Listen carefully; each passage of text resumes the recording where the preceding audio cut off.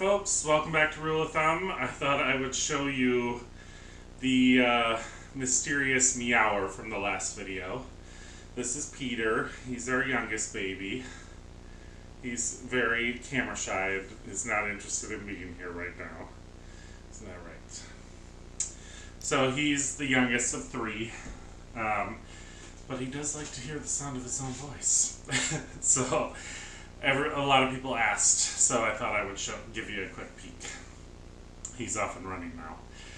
Okay, so today I'm bringing you folks along for an expansion of my repertoire, I guess. I'm going to add a piece of equipment that I haven't used before, that I'm interested in learning more about.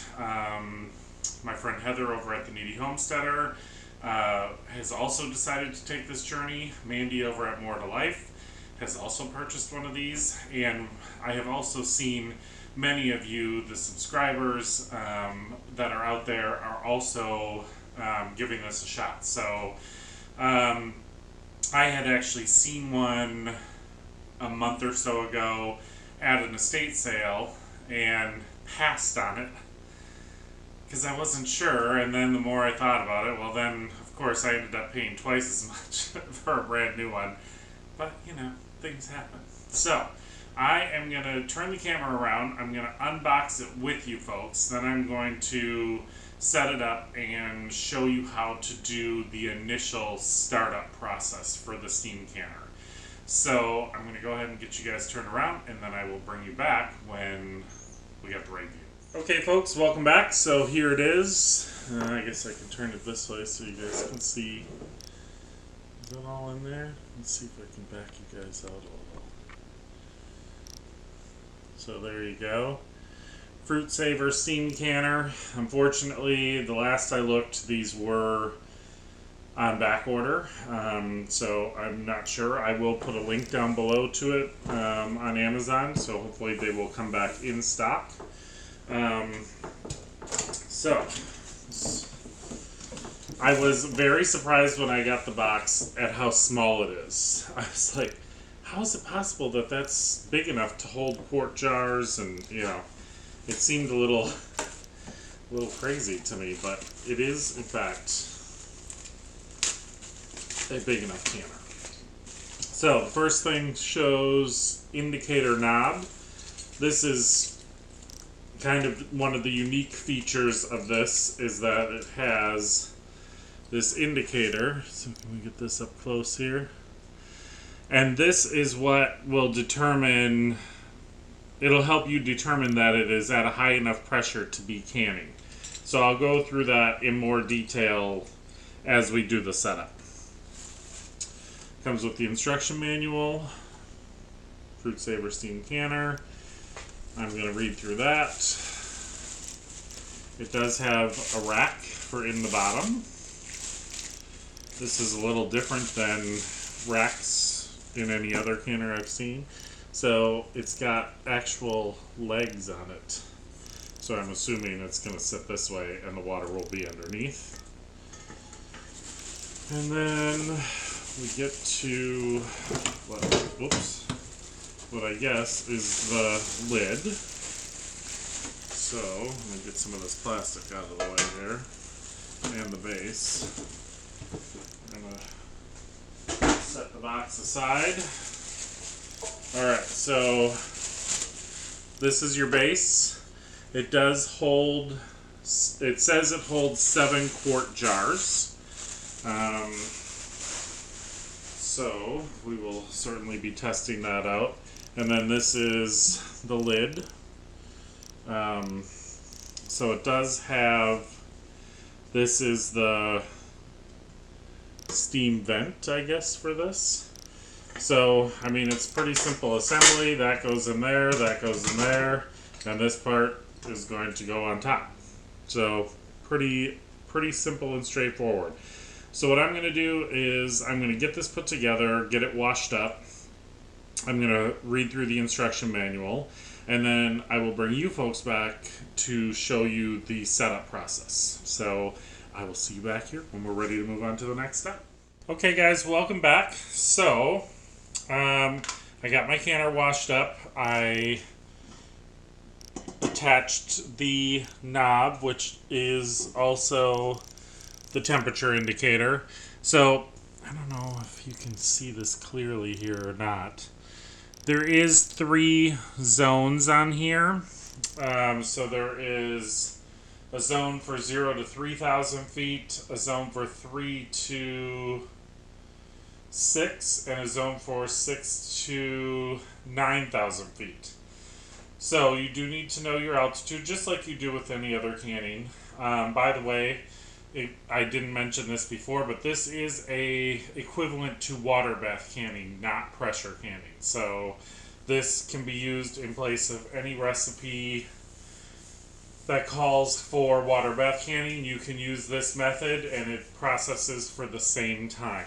So what it asked me to do is put water in here up to the level of the tray.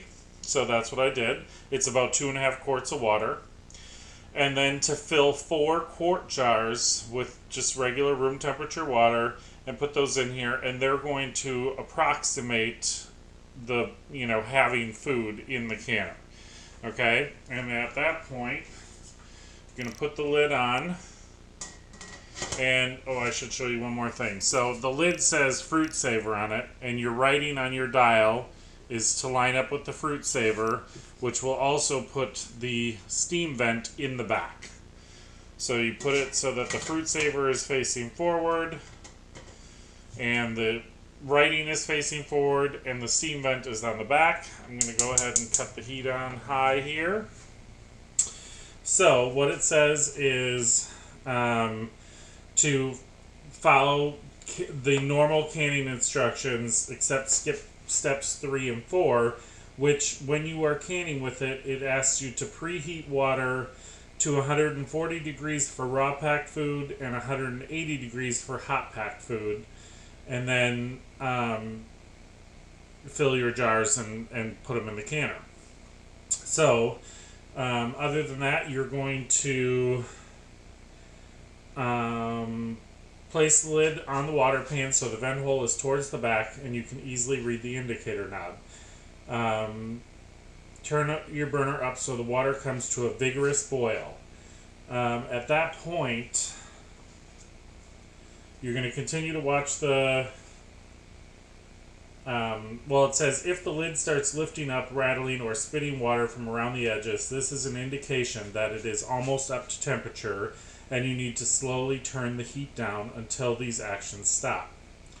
It will take about 20 to 45 minutes to come up to full temperature and complete the test. Now normally, because you're preheating your water, it will be faster than bringing a water bath canner to a boil.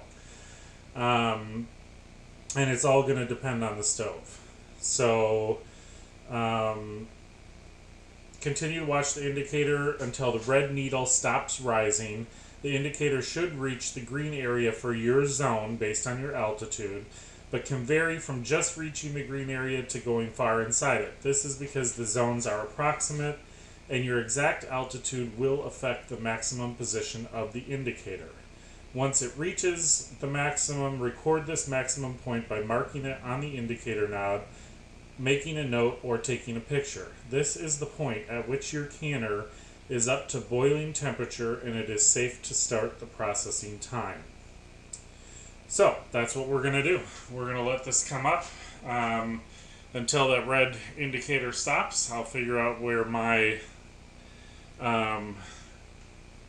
point of timing is, and I'll bring you back and show you where we're at that point. Okay guys, welcome back. So it appears my canner has come up. You can see there's steam coming out the side. There's some steam here in front too, but that's because I'm making lunch. This is really, steam's coming out all the edges. I'm definitely in my zone.